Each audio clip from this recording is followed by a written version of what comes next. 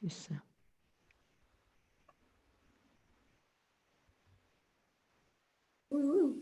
Oh. Silence myself. Where do you see them? You don't see them? Hmm? And they don't have their cameras. Oh, some of them now. Do we have a chat function as well where people can type in questions or comments? Oh, that's good. That's good. Hello, everybody. Hi, Magda. Hello, this is Gülden. Nice to see you all. Where are you, Gülden? I am in my house. No, I can't see. Where are you? I cannot see you. You don't have a face, Gülden. I know, that's why I don't have a face either. Maybe, Okay. maybe Right. she's Can see. Yes, Bernard. Pajamas, that's okay. Yes. Hi. Good. She's being Thank incognito. you. Now you're not being incognito. You don't see. I still can't see that. Rita, did you let in Zehra Ellicin as well? She's waiting.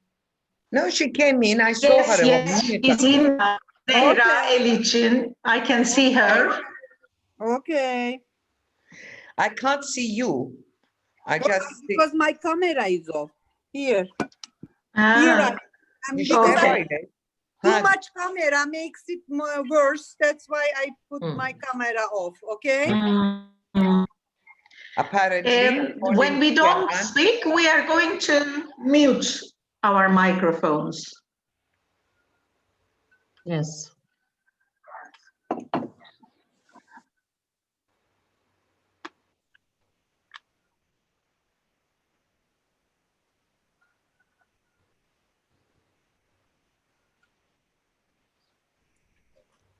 This is the other Rita. Hi, Rita. The other Rita. Hi, Fantasy. Hi. Yes. Hi, this is Lenya. Hi, Lenya. Hi. Nice Hello. seeing you. Hi. Hello. Hi. Celia here. Is Emine here? Yes, yes. Yes, yes, she's here. Okay. And she's not faceless. There's the face. Celia No, we have here. a little problem. Hi, Celia. Hi, hi. We have a little problem because there is a power cut in Lapithos where our Turkish translator lives. So he's got into the car and he's rushing somewhere else to find electricity and join Then us. maybe we can switch to English then. Yes, Is anybody? Turkish. No, just to interrupt your story, we've crisis averted. We've got some support. So, Okay. Good. yeah. Well done, Lauren. Very We've got much. what, Lauren? We've got Zeynep here who's going to be supporting the Kenan. interpretation of Turkish. Okay. Zeynep, thank you. Okay. I can't hear you. We are salvaged then. Good.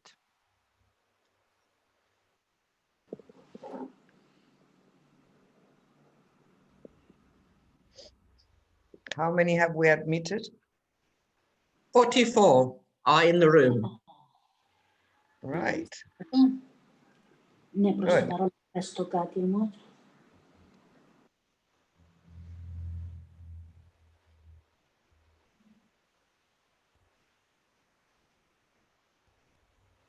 So when are we starting? Well, I think we'll start now. Yeah. All right. Hello, Hello, Yota. Hello. Hi, Jota. Hello, Magda. I'll Hello, switch off Yoda. my hello. We switch off the. I'll mute my. Right. Can everybody hear me? Mm-hmm. All right, dear friends, on behalf of the Center of Visual and the Turkish Women University Association, I would like to welcome you to of women walk and talk. Well, due to COVID-19, there will be no walking this time, only talking. We will see, though, a short video of some walks to remind us of the good old times. I would like to thank the Canadian High Commission to Cyprus and the Embassy of the Netherlands for sponsoring this event, and of course, UNFICYP for their constant support. After the debate, you will be able to ask questions. I'm just reminding you that if you want to speak in Greek, then please press Japanese. Or if you want to hear a Greek translation, Japanese. If you want to speak in Turkish and hear Turkish translation, please Eğer press Chinese. Türkçe And please be konuşup brief and Türkçe to the point with your konuşmak questions. istiyorsanız lütfen Türkçe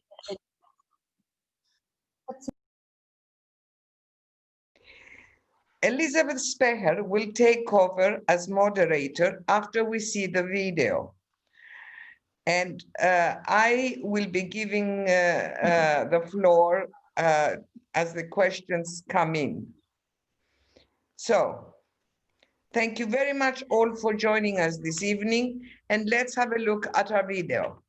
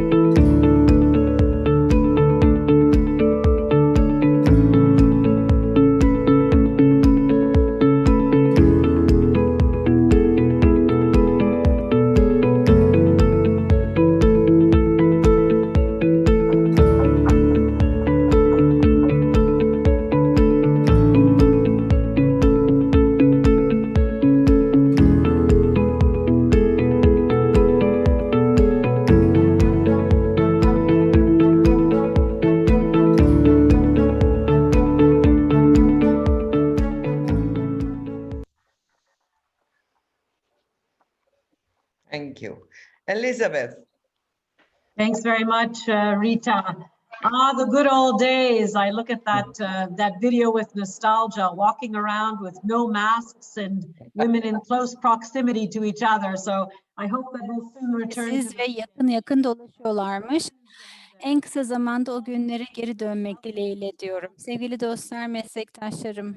of the women's walk and talk. As Rita has said, this is a bit of an unusual walk and talk, in the sense that we will not be physically walking this time around because of COVID, but there was a really strong sense that we needed to continue to talk at the very least. In fact, I would say that we've never needed to talk more than we do now. So this has led us to have this session with you online in spite of all of the COVID difficulties and restrictions. And we're really pleased to see so many of you have logged on to join us today.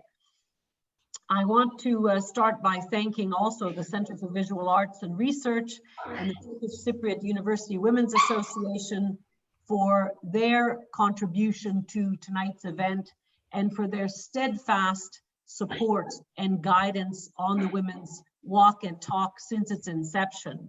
I also would like to thank the Embassy of the Kingdom of the Netherlands and the Canadian High Commission here for sponsoring this discussion.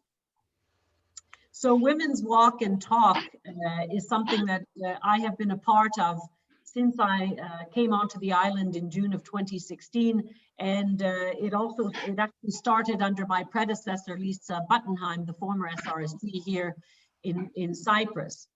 And in my sense of things, the women's walk and talk basically came to being because of a felt need that there needed to be some sort of informal event platform where women from both sides could get together, share a good moment together, enjoy the shared cultural heritage from on the island, explore parts of the island, but also use it to talk about issues of common concern. And over the last, I would say, Konuşmaya çevirelim. the women's increasingly crystallized into something that has focused particularly, I would say, on two main axes. One is how to ensure women's full rights and participation on Cyprus. And secondly, how to promote and support the peace process and make sure that women's direct and meaningful role in the peace process is ensured. And so it's something that I think has found its purpose, not only in terms of being a social platform for women to get together and enjoy this beautiful island of theirs, but also to frankly mobilize strong political support for a better future on this island. And what I really hope from this evening is that all of you will take that one step further as you discuss. So I just wanted to say a few introductory things before I hand over the floor to our two special guests this evening. I want to start by recognizing the obvious, and that is that 2020 is and has been a particularly challenging year. I know I don't need to emphasize that too much. We have all been living it.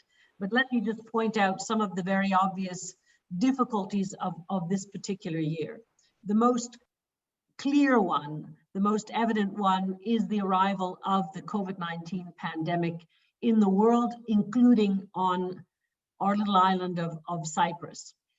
So we have a situation where all over the world, countries already with difficulties of poverty, conflict, poor governance, another layer of problem and calamity, frankly, has been visited on so many places, most of the world, and that is in the form of the COVID-19 pandemic.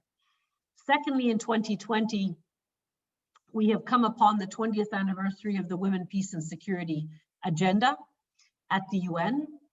So we mark 20 years of the landmark Security Council Resolution 1325, which insisted and basically established that women cannot be left out of peace processes. They need to participate fully.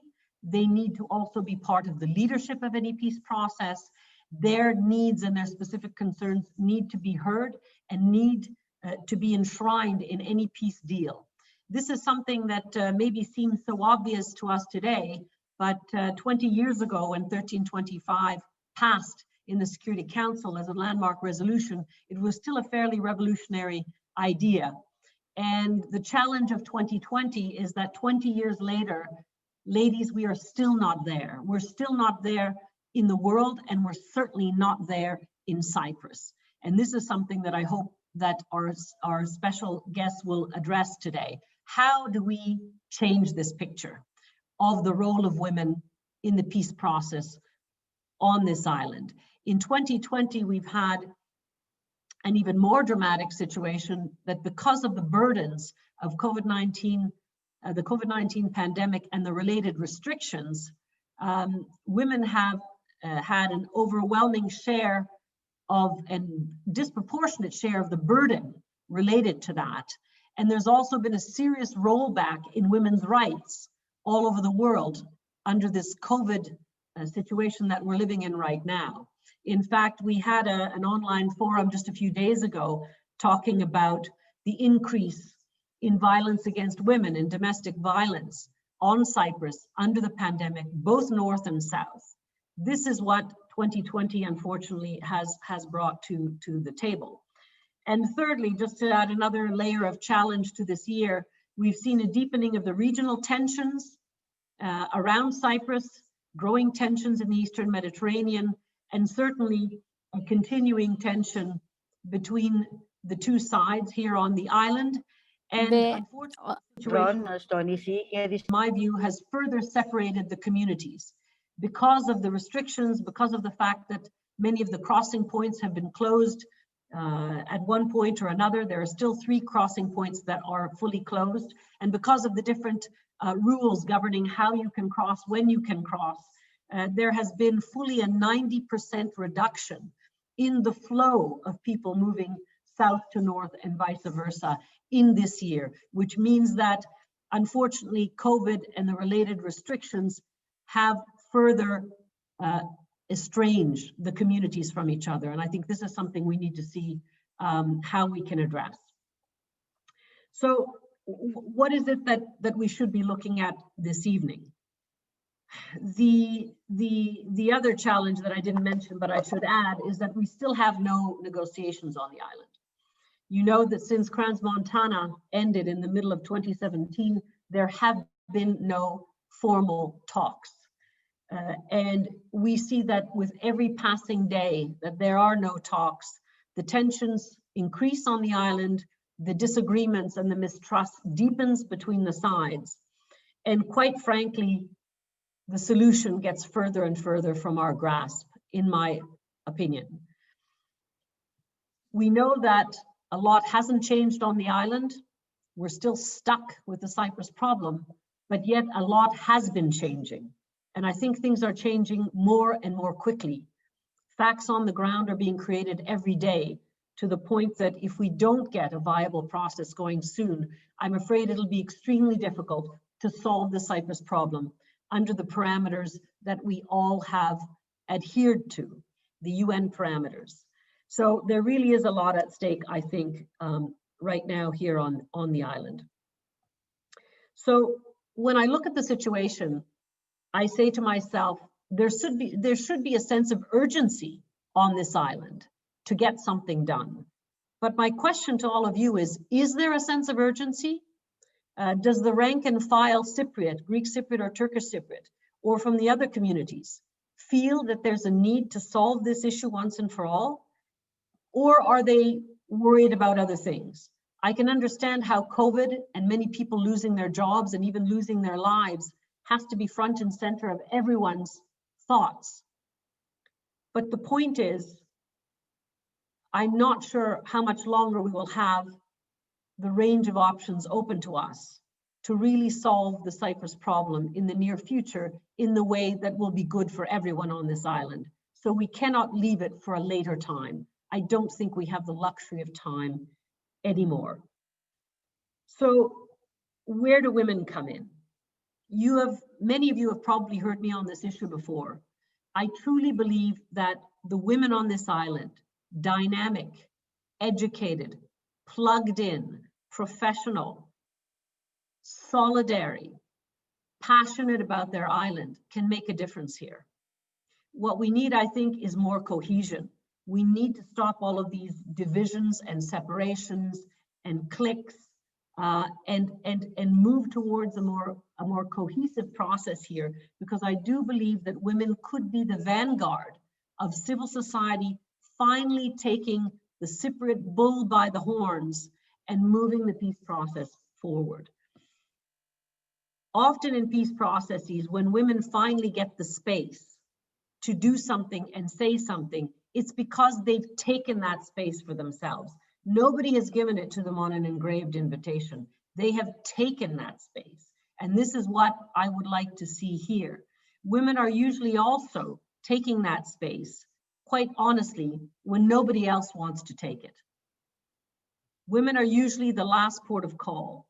And right now, frankly, I think you have a space, I might even say a void, that desperately needs to be filled. I know there are different civil society efforts that are trying to cohere around a way to move the process forward. But to be quite honest, I haven't seen anything that has really stuck yet. And the point is, how do you get beyond a small group of people who care to a massive amount of people who care enough to be able to move the dial on the way things have been done up until now? In other words, to move the leadership in the right direction.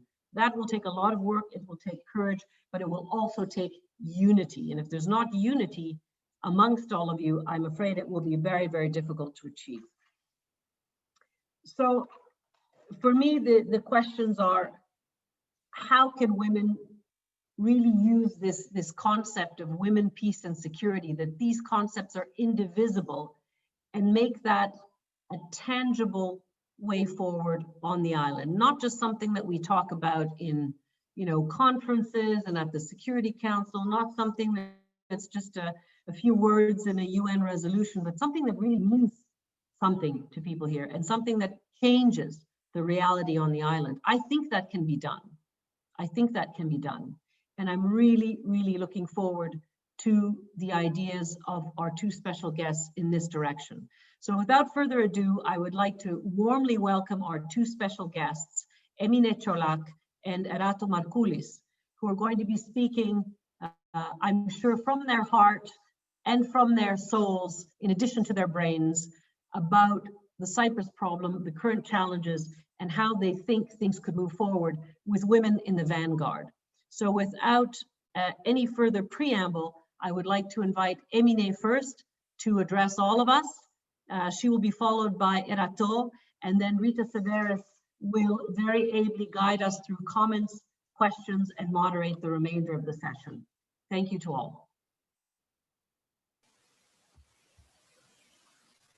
Thank you, Elizabeth, for that introduction, and thank you also to Rita and Gülden and the hosts of this event, to which I come with great joy, and I have participated and enjoyed discussions before, which leads me to a little sad note that I recall today, that the last time I made a presentation to this group was along with Kozakou-Marcoullis, who in the meantime we have lost, sadly.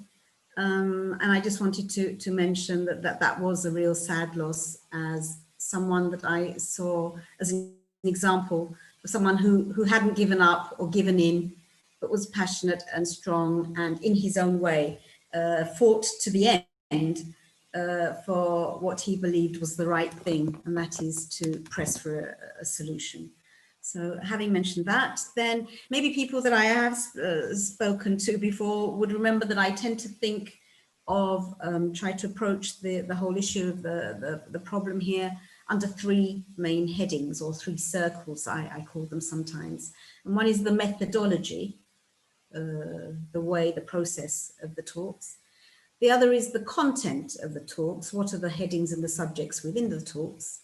And the third heading I like to look at is the climate.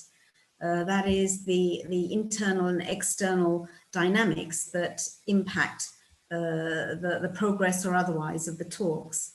And I also have a theory about how they're all interconnected and influence each other. Birbirini etkiliyor.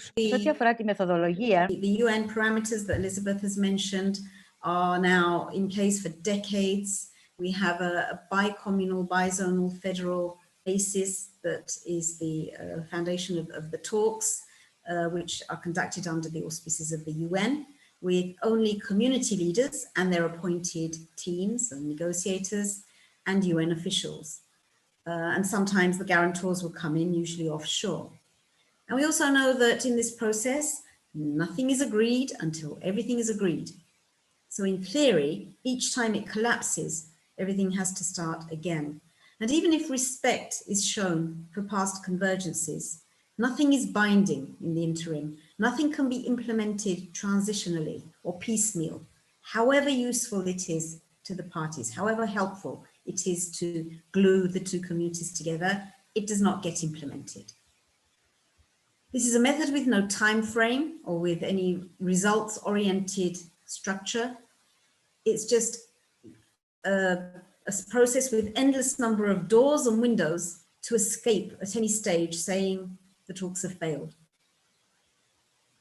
Is this method not a little bit outdated now compared to what we are hearing in 2020 as concepts of negotiations and mediation, which talks of inclusion, transparency, civil society participation or observation or consultation, in other words, buy-in, and a responsibility to try to accommodate Security Council Resolution 1325 on women, peace and security.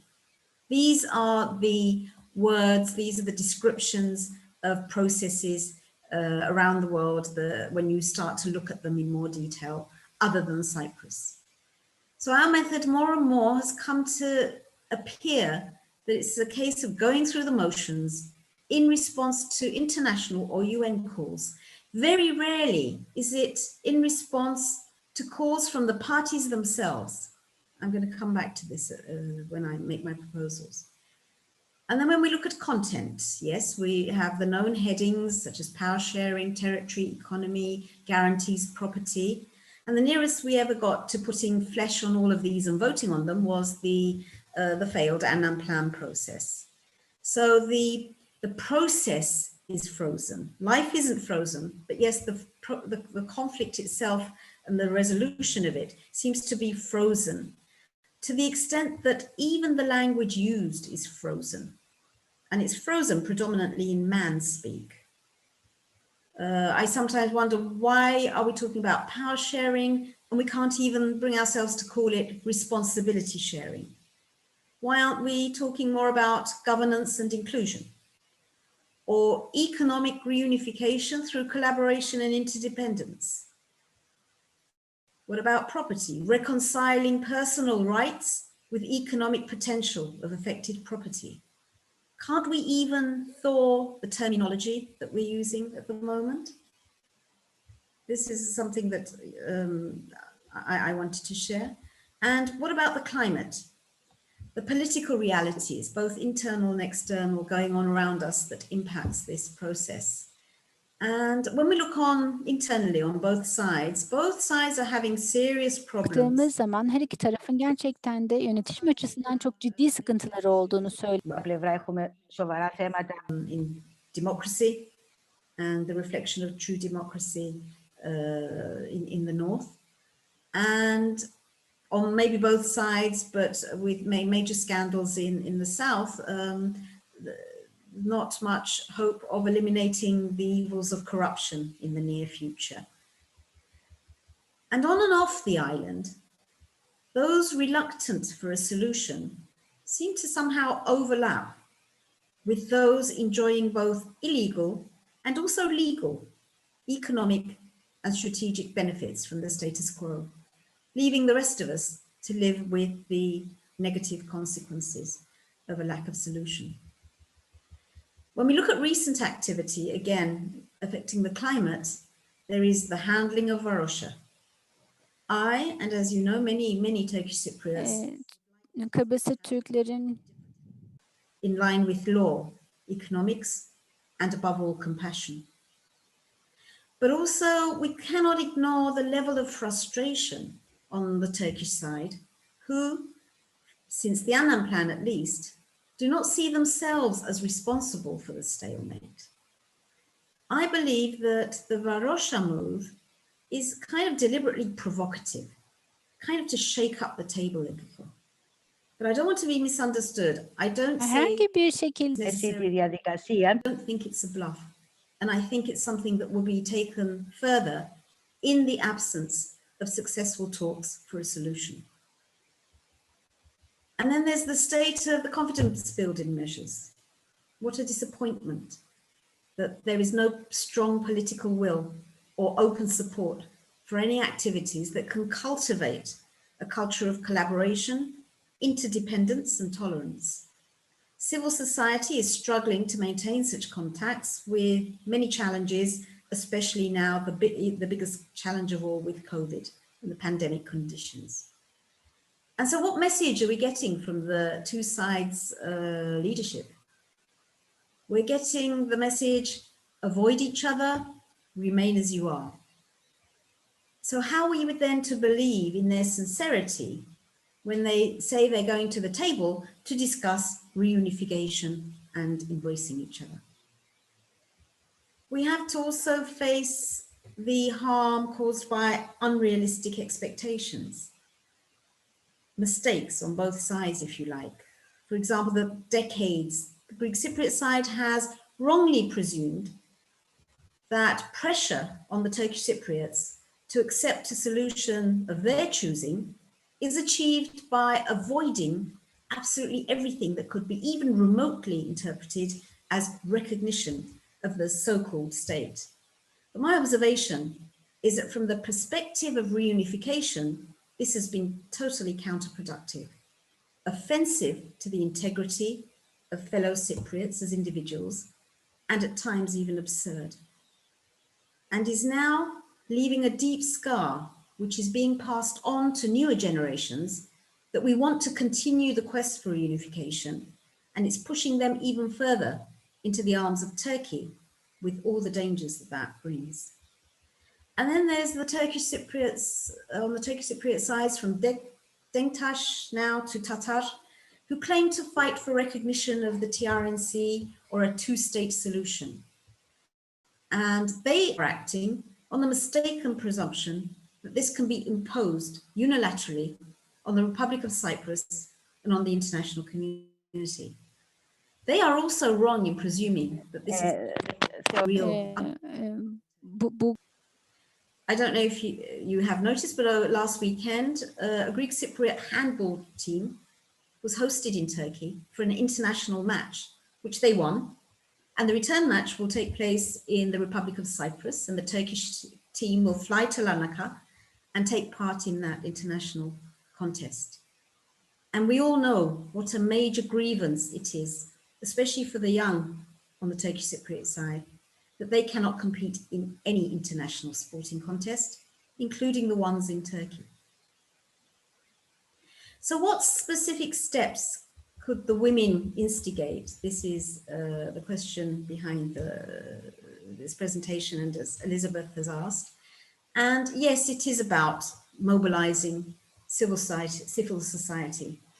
I would propose, and I would want to see, and I would want to be a part of a joint platform led by, but not necessarily exclusively, made of women, to create the public buy-in. So it needs to include pro-solution parties, trade unions, bi-communal groups, influential individuals such as retired but respected politicians, artists, journalists, academicians, joining together to form that widespread platform. And it doesn't have to have a full detailed recipe for a solution. All it needs is to be on one mind on the basic values, that it's better to talk than not to talk, and to press for this, so that we can all call with one strong voice for the communities themselves to take the initiative to restart talks with a result-oriented process, not wait for special envoys or UN officials to say, come on, you guys, or pressure from this or that international body. But why can we not put pressure on our leaders? You call a return to the table. Siz masaya Again, it's bound to be better than not talking.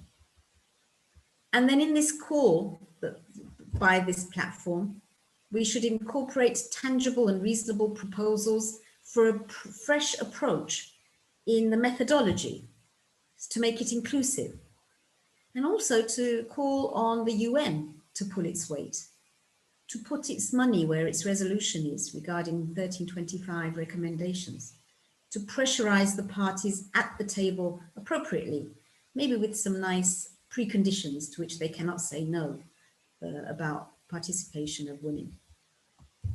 And let's, if necessary, reshuffle content. To me, the BBF is not a religion. I didn't invent it. And it's just a coined phrase for what in the past was decided would best serve the interests of the parties and the guarantors. And up until today, there has been no better suggestion. But I would like to point out that there are 50 shades of federation. There can be loose, strong, and all forms in between. And so I believe strongly that it is possible to discuss the BBF, but with more creativity, more open mind, more look at other examples to see which fits us best with today's realities. And such a civil society platform would be a great place to open discussions, show examples, to help us envision what reunification would actually look like. we need to change how we talk about the Cyprus issue. We need to ask questions differently and to be sincere and authentic. What do we really want? What does each side really want? What do the motherlands or the guarantors really want? How sincere are they? Surely we want certainty, security, economic vitality, democracy, respect for human rights. And let's be open about what we don't want. We don't want an endless uncertainty in our lives. We don't want a risk of war or hostility that could flare up any moment. And we don't want to be surrounded by guns and barbed wire everywhere we travel on this beautiful island. And where do we want to be in 5 years' time? Do we want to be where we were 5 years earlier? Or do we want to be at least started on a new Cyprus? Is it not going to be it's not going to be an easy task to reunite this island. It's going to be very challenging. But being designed for the future, at least if we make a start, then we can develop it, evolve it, and improve it to meet our needs. And I propose we should expose, hold accountable, and shame leaders who go to the table for the sake of it, forever looking for an excuse to leave instead of an excuse to conclude. Let's look at each other to find ways forward, not to outsiders to pass damning resolutions at summit meetings, or allies to send hostile ships to heat up the East Mediterranean waters. And let's be aware that CBMs are not something to be postponed for when there is a better climate. CBMs are needed urgently so that we can create a better climate. We need a CBM that would show the will and the ability to cooperate and create a culture of interdependence, a preview, a snapshot of what the future together could look like.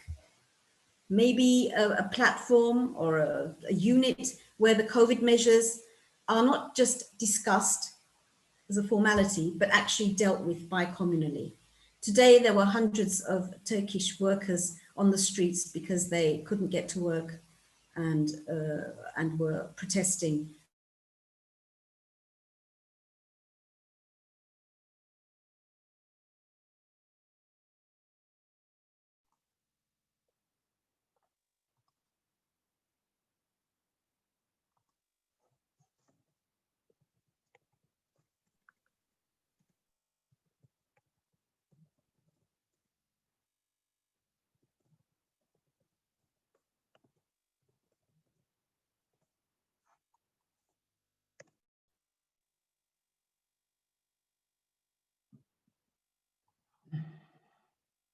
Of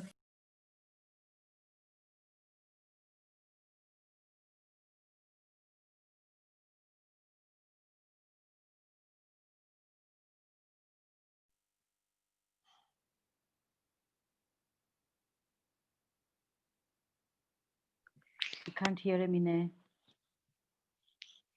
Kenan? I think that Kenan is trying to fix it. I'm back. Can you hear me? Yes. Yes. Words were lost, but I was proposing that there should be one or two, at least urgent, as Elizabeth has said, examples of success of working together for an achieved goal that we can see as an example of how a reunited Cyprus would look, because we don't have that at the moment. We're back to back instead of face to face. And we need this urgently. The hydrocarbons was one issue, and the whole COVID issue. I don't know if it was heard, the example I gave of how workers did not make it to work today because of restrictions and have rebelled. And again, why can't there be a joint discussion of how those people can go to work and come back, but with the necessary precautions in place from the point of view of both sides? So yes, the Cyprus talks is frozen, but life isn't frozen. I agree entirely with Elizabeth that every day there are new developments, new fait accompli, which are irreversible. So I've tried to mention just a few of the things we need to do differently, because after all, we all know that when you keep doing the same things, you shouldn't expect different results. Thank you.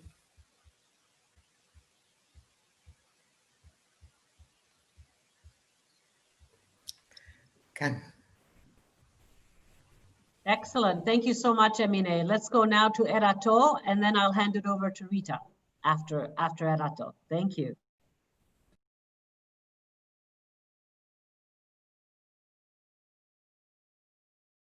You're on mute, Erato. Erato, you're on mute. We can't hear you. We can't hear you. I'm sorry. You can hear me now. Okay. Yes, it's Thank fine. you. Thank you so much. I also want to thank Rita and Gülden for always inspiring us, for keeping us really on the alert, and for having been and being still the heart and the soul of the Women's Walk and Talk initiative. I also want to thank Elizabeth very warmly and Lauren for all their unfailing efforts in giving us throughout all this time since Elizabeth came to the island, vital support, and also highlighting in so many ways and constantly the need for women's participation in the peace process. Through them also, I want to thank the Secretary General himself for embracing the issue of gender equality and, of course, for being a gender equality champion. We all know the changes he has already effected in the United Nations. But also, I want to thank him particularly for the inclusion of the issue of women's participation in the peace process in all his periodic reports to the Security Council, and which resulted, of course, in the relevant UN Security Council resolutions, including reference to the need for women's participation in the peace process. Recently, also, the Secretary General had a virtual meeting and a discussion with 4 women from conflict areas, including from Cyprus. And there he discussed with them this particular issue and how women can be involved in the peace process of their own countries. All this is indicative of the significance the Secretary General attaches to this issue. Dear friends, we are approaching the end of a very, very difficult year for all humanity that will be remembered, I think, for generations to come as the year of the COVID-19 pandemic, which has already taken the lives of nearly 2 million people and has changed our lives all over the world dramatically, threatening to roll back progress attained, including in gender equality. Last year, in fact, last June, I participated at another women's walk and talk event, and there with my dear friend, compatriot Doğuş Derya, we spoke on the role of women in mobilizing for a solution of the Cyprus problem. 18 months later, the situation surrounding the solution of the Cyprus problem and our topic of discussion, women's participation in the peace process, has not only not improved, but unfortunately, it has deteriorated. Since the collapse of the negotiations in Crans-Montana 40 months ago, July of 2017, the process has remained frozen, stagnant, and the climate between the two communities has worsened dramatically. Trust is at its lowest, and contacts have diminished Also, of course, as a result of the pandemic and the measures that have been adopted on both sides. The recent change of leadership in the Turkish Cypriot community has caused the positions of the two leaders to be drifted further apart, with no common vision at sight, even on the very basis of the solution. With such environment surrounding us, the prospects for an early resumption of the negotiations look very grim, and I am afraid to say that the threat of partition looms dangerously. This is not the moment to dig into the causes of past failures, or this is not the moment to dig into the root causes of persisting gender inequality in Cyprus and the near absence of women from the negotiating table. I think we have discussed these issues time and time again, and we have concluded so many times that male dominance in both communities remains the key obstacle that has kept Cypriot women, Greek Cypriot and Turkish Cypriot women away from a consistent and a meaningful participation in decision-making in general and in the peace process in particular.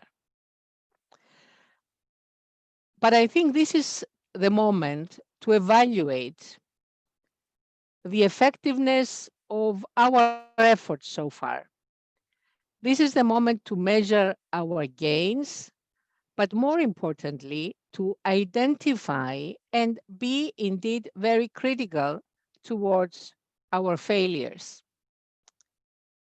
This is the moment to decide how we can move forward in order to enable us to fulfill our shared vision, which remains to work together for the reunification of our country and to introduce a gender equality perspective in an agreement that will finally chart our common future together.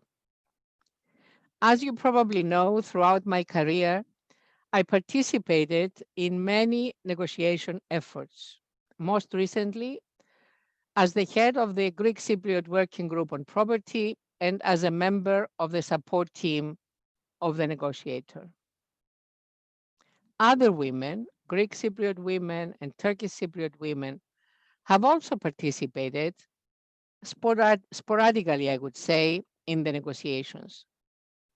But we should never forget, and we should always recall, that since the very start of the intercommunal negotiations back in the 1960s, the leaders of both communities and their negotiators have always been men, including the vast majority of the members of their negotiating teams, let alone also the 7 Secretaries General of the UN. It is therefore only natural that the impact of this sporadic participation of a handful of women in the negotiations cannot be but marginal, whilst the big picture is that the decision-making continues to rest predominantly on men. On the other hand, we had a technical committee on gender equality, which was established right after the launch of the 2015 negotiations, which I conclude very sadly that it was rather intended by the leaders to boost their image than produce any practical results. Because until this very day, the recommendations of the technical committee, as was of course previously the case with the recommendations of the gender advisory team, have never found their way in the negotiations. Following several frustrating years of failed efforts, I have concluded that unless Cypriot women from both sides of the dividing line unite their efforts, unless they work together to put pressure on their respective leaderships and to mobilize people for the solution, we will be confronted sooner than later with a catastrophic scenario of partition. We have an obligation, and I feel very strongly about this. We have an obligation towards our children, our grandchildren, and towards the future generations to prevent this from happening and to defend the unity of our country and of our people. Many bicommunal women's initiatives have separately produced significant work, particularly in promoting gender equality and in bringing women from both communities together, like our own Women's Walk and Talk, the Hands Across the Divide, the Gender Advisory Team, and other progressive and pro-solution women's organizations. Nevertheless, we continue to work separately, and this is what Elizabeth mentioned also in her remarks. Each community and each organization in its own little space. So if we do not join our forces away from ethnic and away from religious, away from political party and other restraints, we will never reach our common goal, which remains, and I'm sure about that, the reunification of our country and gender equality in Cyprus. We need to join forces and we need to build a common platform for action. So what I want to propose, and I will be very precise, is the immediate formation of a Cyprus Women for Peace campaign, consisting initially, let's say, of the above mentioned 3 organizations, with the sole purpose of salvaging our country from partition and helping to bring reunification within the agreed UN framework, which is none else than the bizonal, bicommunal federation framework. I therefore propose taking the following steps, and I will be very concrete.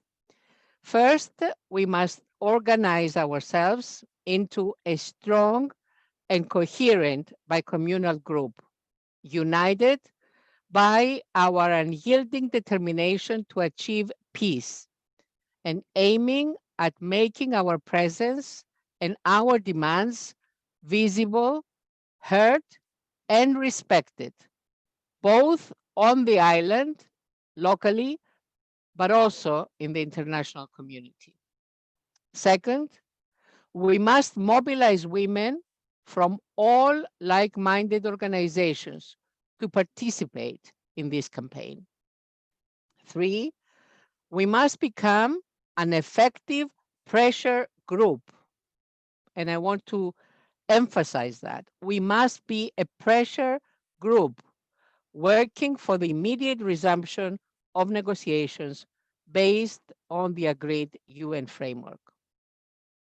And finally, we must vigorously demand from the 2 leaderships for women's participation, meaningful participation, not only numerical participation, but meaningful participation at the negotiating table, and the inclusion of women's perspectives in the agenda of the peace talks and of the agreement to be reached.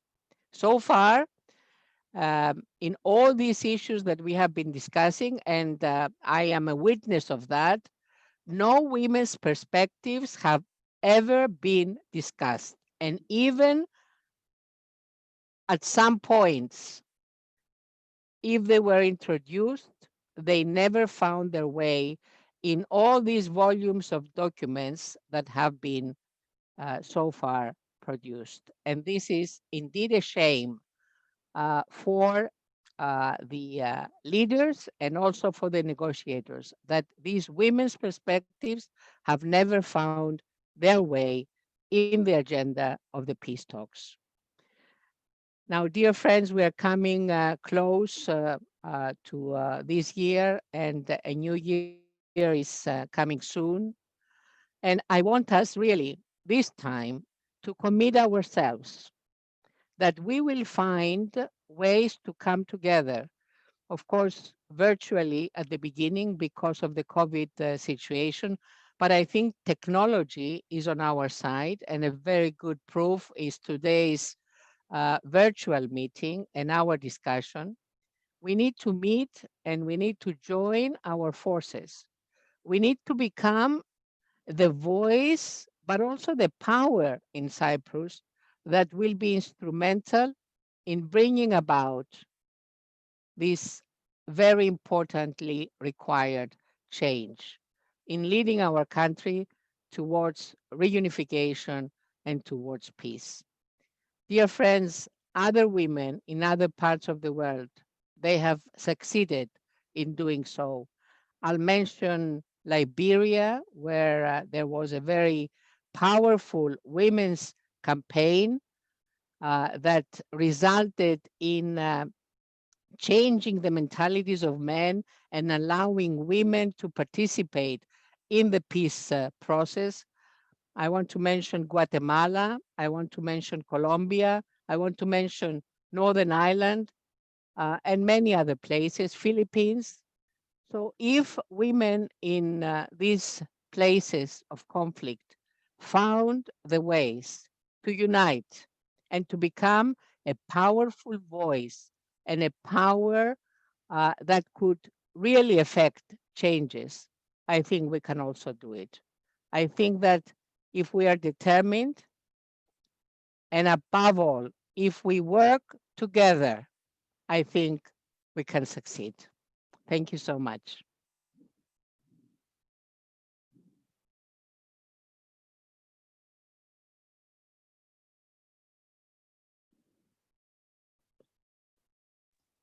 Rita, you should unmute. Thank you so much, Erato. I'm trying. Thank you, Erato. Thank you very much. Can you hear me now? I've managed, did I? Ναι, σας ακούμε, σας ακούμε. Thank you, Emine, and thank you, of course, Elizabeth, for your constant support. All three of you have been with us for so many years and always ready to answer to our call for help and for advice. Let's start with who would like to pose questions. And how are we going to do it, Rita? We have a question from Magda to start. I think that she's got her hand up. Yeah, you have to go down to the participation. Θα πρέπει... And I'm supposed to be seeing you here. Rita, I can help. We have Magda and Calliope who both have their hands up. Yeah, but I can't see. Magda, would you like to go first? Yes, I will. Thank you for this meeting. Thank you very much, Emine and Erato, for being so to the point. I'm agreeing we need to come together. I want to reinforce what Erato said about doing a core group made up of groups, a core group to start off with, to start the ball rolling, made up of groups that already worked island-wide. We were, as Hands Across the Divide, we were the NGO that went to Guterres and spoke with Guterres. We put together a narrative and a communique of demands, and we got a very positive response from him. He said he's sick and tired of, not sick and tired, he's in despair about the egos and the stubbornness of the leaders at the table. So we have something to start on. We don't need to start from the beginning. We don't need to use this communique that was delivered to Guterres about demands and real things that can be done. And it was drawn up by the Gender Advisory Team in collaboration with Hands Across the Divide. So we've already got a starting platform. But we've got to, I mean, we got recognition abroad. We did not get recognition locally. We did not get recognition locally. And this was the first time women only spoke directly to Guterres about the Cyprus problem. So I think we need to use the momentum. We got a lot of support from UN here. We got a lot of good feedback from the international community. And Anastasiadis didn't answer the email. Surprise. Very so typical. So I think we've got a starting point to not start from the beginning of what we're going to put. We maybe need to fine tune it and maybe simplify it. But I agree, we've got to start now, and we've got to use the fact that we've got support from the UN, and we are of different levels in the sense that some of us activists, some of us political figures, some of us in the private sector, to actually reach out to make a critical mass, because we are all sick of talking alone. Not sick of talking, it's actually tiring. We need to broaden the base and make the voices louder. So anything, if you want me to share the communique with all of, I'll share it with Rita to send it through to the group. Very welcome. And my honor. Anything you want, I'm very willing to help. Thank you, Magda. Then the second person is Jacqueline Samioglu, who raised her hand. No? Can she hear me? I don't think she did. I think we have right now. I can hear you. This is Arzu, Rita. This is Arzu, but I was not raising my hand. Oh, I see. Okay, sorry. Calliope and Gulden. Calliope. Yeah, thank you very much. I would really like to thank Rita, Gulden, Elizabeth, Lauren for their support, Erato and Emine. Thank you so much for organizing this. This is walk and talk. We thought initially that there was no walk, but I think we need, the steps that we need are mental ones. So I think we are still walking in that direction. And I think that the virtual opens up new possibilities. Personally, I'm now under quarantine as I just came back from abroad, but I can participate. And in the same way, I think we can get on board much more young women, because what we need to do is to really get off, so leave the small group that we are and working here and there. And for this, I see the platform, the civil society platform that both Emine and Erato spoke about as an absolutely necessary step, because we need to change the narrative, to speak about democracy, to speak about equality, about what peace means, and to do that. So I think we need to here and now decide this step and get organized for this. So thank you very much for facilitating this. Thank you. I'm fully on board. Thank you. Gulden. Thank you. I like to thank all the organizers, and I like to thank Elizabeth, of course, and also for the speakers. I really enjoy listening all three of the speakers. Thank you very much for sharing your ideas and your suggestions with us. I liked Emine's questions. They were very good questions, down on the point.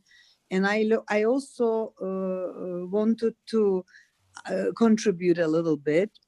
First of all, there is no table, as Elizabeth Swear mentioned. I think the table is, there's no negotiation table anymore. So, I mean, whatever we do, whatever we try to do, since there's no negotiation, there's no effect. I mean, we have to press them to come to negotiation. We have to first try to make a pressure to bring them to negotiation. They are not even in that capacity, or they are not even in that stage yet. This is very important. And I am also concerned about different things. I mean, we talk about UN or other external forces, like big game players like UN, NATO. Even they don't even care about the rules and regulations. Like when I look the developments lately, when there's a agreement, even the partners of those agreements don't follow the agreement. So how are we expecting international agreements or pressures or rules and regulations to be applied? This is one of my other concerns. As Magda said, they talk to UN and only UN recognized them. Even the domestically, they were not recognized. Nobody cares. These things are decreasing our motivation, because the locally nothing is moving. Locally, the leaders at the moment on both sides are not in the same frequency, I think. I mean, this is very difficult to work with, but I am on board. I am here to help in any way to start this initiation, or even if we can impact a little bit, I'm 100% here to contribute, but I don't know. We have to find the best way to do it. Thank you. Next. Can't see. I think Nadia has her hand up. Nadia Gorgnotti.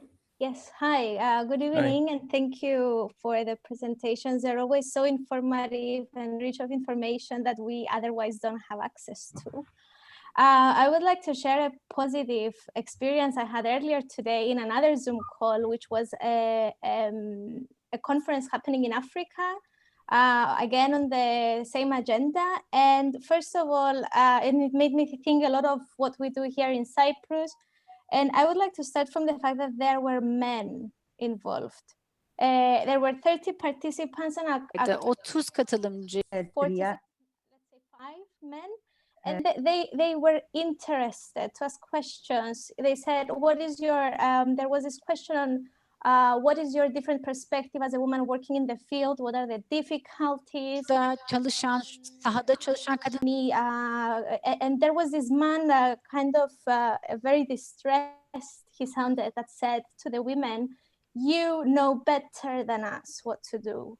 There was also the element, of course, of some of the participants were from Cameroon, where they actually talk about real guns and real soldiers and real leaders of rebel teams, which was something very new to me, being used to the very comfortable context of Cyprus. But it made me realize that as women, there is no way we don't attract attention. So I think this is the biggest weapon we can use. I mean, it really doesn't matter what we say, as much as saying all the things that nobody else is saying. We should identify the points that need to be put out. And the fact that we are women, I think, will immediately attract attention anyway, because men on this island are not used to women. I mean, in the last years, we all know the earlier work that has been done. That was very insightful. And on this, I always think of the men in my own family that I know maybe they don't go to so many Zoom meetings and so many conferences and everything, but they're always very supportive. When you send message and you tell them, you know, share this post or share this campaign or sign this petition or whatever. So I think that if we put down a roadmap of activities and we drag them along, they won't have much choice of saying no, and they will be very supportive. So thanks again. Right, thank you. And Jutta? Yoda, unmute yourself. Can't hear you. Unmute yourself, Yota, so you're muted.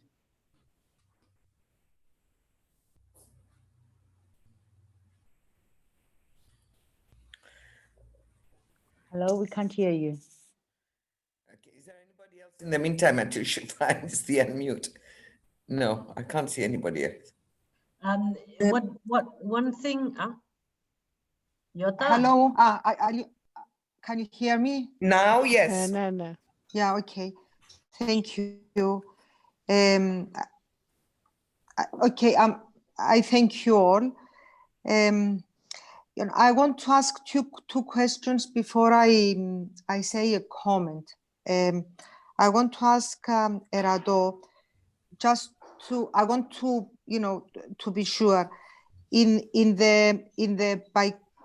a solution BBF, is the political equality a given factor? And the other one is that I would like to know all those places that they solve their problems, Guatemala, Philippines. I want to, if you can tell us how they were different from us, some factors and issues that they were different from us. And then I want to, is it possible, Erato, if you can? Mm-hmm. And then I want to say, my comment. Yeah. Shall I talk now or? Yes. Yes. Okay, I will start with Yota's question. The political equality, of course, is a part and parcel of the bizonal bicommunal federation. It has already been agreed. It's a part of Security Council resolutions. It has been defined already in reports of the Secretary General, in Security Council resolutions. Now, in the negotiations, up to a certain point, there was also, I would say, 90% agreement on the definition and also on the functioning of this political equality. But at the end, among all the other issues that were that led the negotiations to collapse, was also this issue of political equality. So yes, it is a part and parcel of BBF.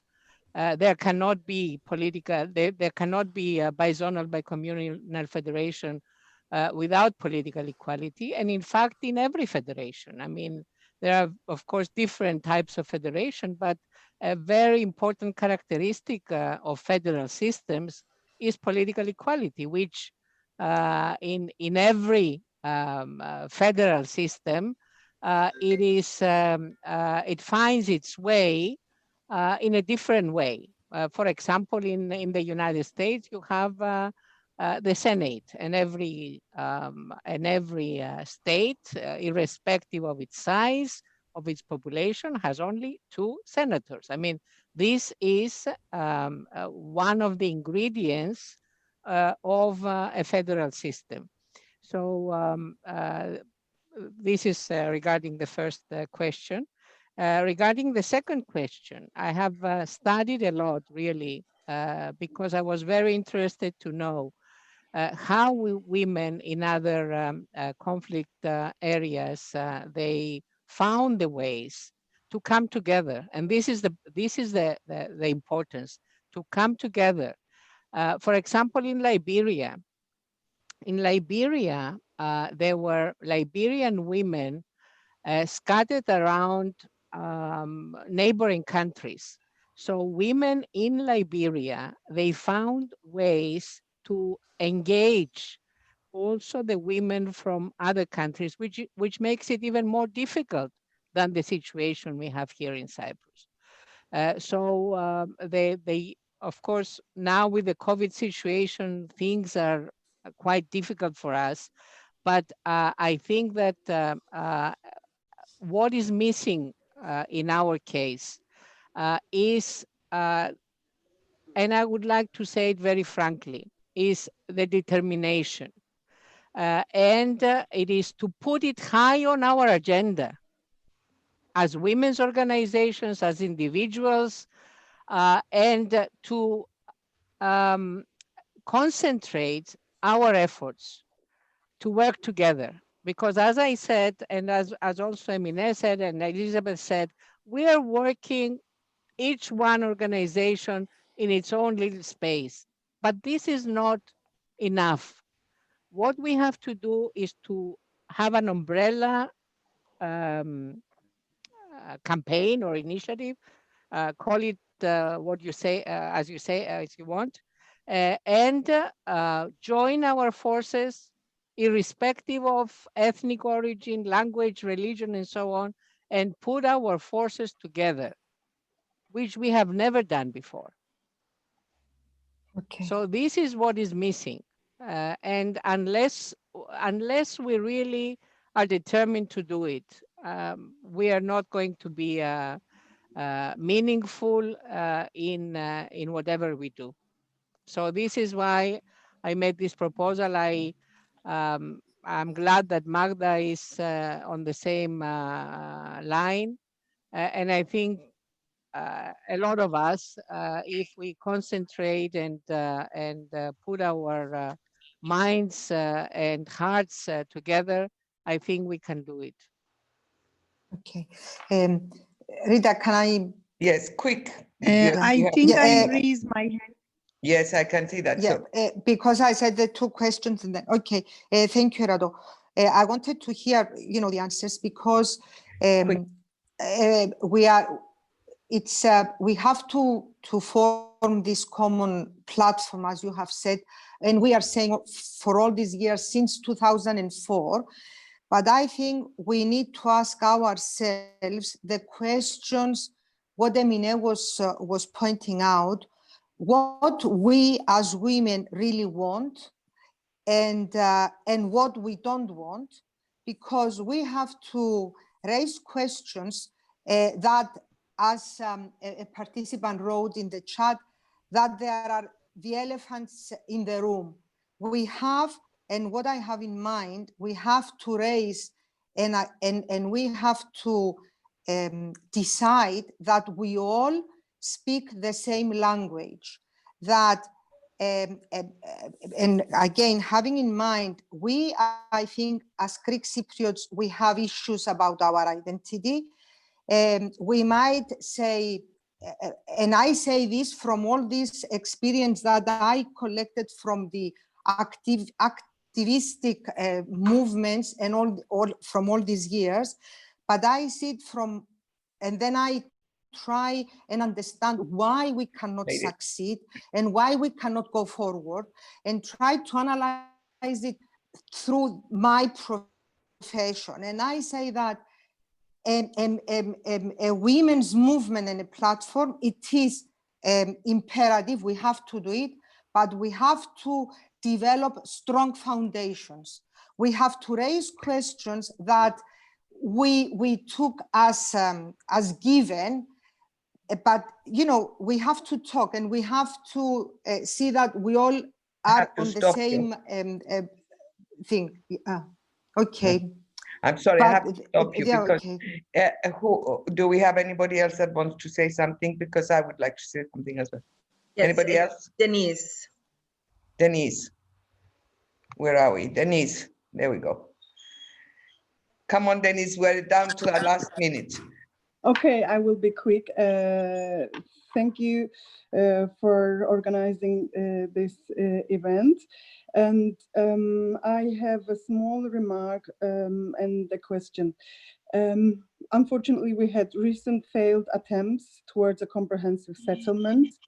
And it seems to me that during all these attempts, both sides have been counting on pressure from international community and international actors. So I like the idea of creating pressure from within and doing that as women. But it would be interesting to do that, not only to have the negotiations to restart, but also on specific issues of divergence between the two sides. How can we also create pressure to resolve issues that is concern for the both sides? For example, for the Turkish Cypriot sides, it has been accepted that the Greek Cypriot side is not willing to share power with the Turkish Cypriot side. So what can we do specifically to overcome these concerns? Who would like to answer this question? Emine or Erato? Who would like to answer? Maybe my comment about trying to create examples of tangible, meaningful cooperation that affects our everyday lives. Yeah. This was what I felt, and the COVID was just something that occurred to me. The whole discussion of hydrocarbons, not because they affect our everyday lives and we're buying buckets of gas or oil, but because suddenly there's like a spark and everybody's talking about, I get asked so often, do you think there'll be a war soon because of what's happening in the East? I don't feel there is, but other people fear that that whole issue can spark a war in this region. That's very serious. That is very, that's the scariest thing I have heard since 1974. That people believe any moment there could be a war. So this is why I gave that example of, you know, getting around the table, a table that's in the air. It doesn't have to be UN. It doesn't have to be official hats and recognized countries. Just a table where you can sit and discuss the science of it or the economics of it beyond the politics. Can I add something? Yeah. Yes. Can I add something, Rita? Go ahead. Okay, I think the question is very important because I think there is a lot of misconception about federation. I think the majority of the people that I talk to, they have no idea how a federal, I'm not talking about the participants in this discussion, but the common Cypriots. I don't know about the Turkish Cypriot side, I'm talking about the Greek Cypriot side. They don't know how a federal system works. And I think only when they know and they understand, we have done it many times. I mean, Markidis and simply said, nothing will change in our daily lives with a bizonal, bicommunal federation, especially if we move towards a loser federation. I am in favor of a loser federation. I'm not in favor of 31, for example, responsibilities for the central government. I'm in favor of having those responsibilities in the center that are vital for the unity of the country. Because we are talking about a single sovereignty, single international personality, and so on and so forth. So we don't want a very tight federation. We want a federation that will be workable. So our daily lives will not change. And we will be sharing power only at the center. This is something a lot of people, they don't realize. They think that their daily lives will change drastically. Nothing will change. And this is something that we have to convey to people and make people understand so that they are not driven and deceived by all those who are against a federal solution. I believe that this should be one of our main objectives as women together, to talk very, very simply about what federation is and get experts to answer their fears and their questions. What we usually get is theory. People theorizing, giving lectures. This does not work. We wanted something very, Simple very language. simple, where people can, like today, ask questions. And another thing I wanted to make a point of is that in trying to get together, in trying to do things, let's, at least us Greek Cypriot women, be less placid. Because somehow it's very difficult to get us off our armchair. I mean, let's be fair. We don't budge. We have to make ourselves get up and go. If we have to in the streets, if we have to at the presidential palace, anywhere, we have to face the men. And we don't face them by being home. Now, ladies, I'm afraid we are running, am I correct, Lauren? We're running out of time. It should have finished at 8:15. I would like to thank everybody for participating. I would like to thank especially Elizabeth, who's always there for us, Erato and Emine, who are always responding to our calls. Lauren, definitely Lauren, who's been really helping me. I'm sorry. Somebody's talking to me? No, somebody is. Someone's microphone is loud. Yes. So, thank you very much, everybody, for participating. And you'll probably hear soon from us again for the next meeting. And maybe we can prepare something. Send us your ideas. Send us what you would like to see. I think we would appreciate to collect your views and your ideas and put them down all together to direct us towards our next move. Okay. Okay. Fantastic, Rita. I think Erato and Emine should really be commended for some fantastic points and great questions and comments. I just wanted to say, Rita, that we should also collect the very good questions and comments that came out in the chat. And if some of those issues haven't been answered fully, they could be picked up in a next session. But I like your idea, Rita, that there be a next step where maybe there can be communication via email or Facebook or something to see who is interested in the ideas of Erato and Emine, which have converged basically. Exactly. And you'll need to work out how concretely you actually do that. So that will have to be in the next stage. But very proud of everyone. It's been a great talk, and I agree with Calliope. There is some walking that has been going on today. We've made a few steps. So fantastic. Thank you, everybody. Thank you. Bye-bye, everybody. Bye. Thank you very Okay. much. Thank you.